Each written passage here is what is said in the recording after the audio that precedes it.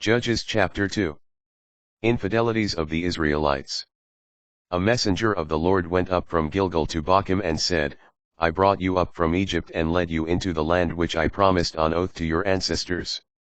I said, I will never break my covenant with you.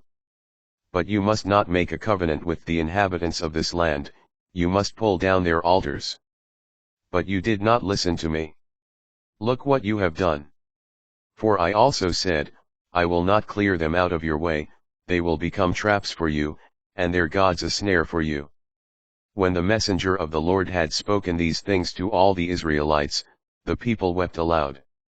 They named that place Bochim, and they offered sacrifice there to the Lord. Then Joshua dismissed the people, and the Israelites went, each to their own heritage, to take possession of the land. The people served the Lord during the entire lifetime of Joshua, and of those elders who outlived Joshua and who had seen all the great work the Lord had done for Israel. Joshua, son of Nun, the servant of the Lord, died at the age of 110.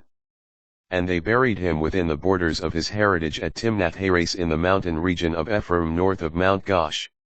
When the rest of that generation were also gathered to their ancestors, and a later generation arose that did not know the Lord or the work he had done for Israel, the Israelites did what was evil in the sight of the Lord. They served the Baals, and abandoned the Lord, the God of their ancestors, the one who had brought them out of the land of Egypt. They followed other gods, the gods of the peoples around them, and bowed down to them, and provoked the Lord. Because they had abandoned the Lord and served Baal and the Ashtaroths, the anger of the Lord flared up against Israel, and he delivered them into the power of plunderers who despoiled them. He sold them into the power of the enemies around them, and they were no longer able to withstand their enemies. Whenever they marched out, the hand of the Lord turned against them, as the Lord had said, and as the Lord had sworn to them, and they were in great distress. But the Lord raised up judges to save them from the power of their plunderers. But they did not listen to their judges either, for they prostituted themselves by following other gods, bowing down to them.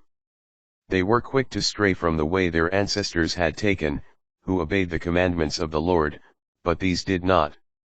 When the Lord raised up judges for them, he would be with the judge and save them from the power of their enemies as long as the judge lived.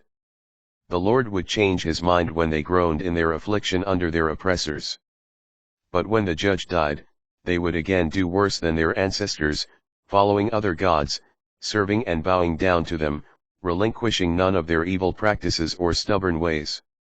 The anger of the Lord flared up against Israel, and he said, because this nation has transgressed my covenant, which I enjoined on their ancestors, and has not listened to me.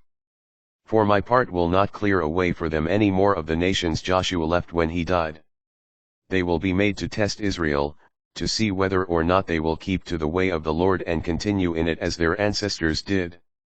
Therefore the Lord allowed these nations to remain instead of expelling them immediately.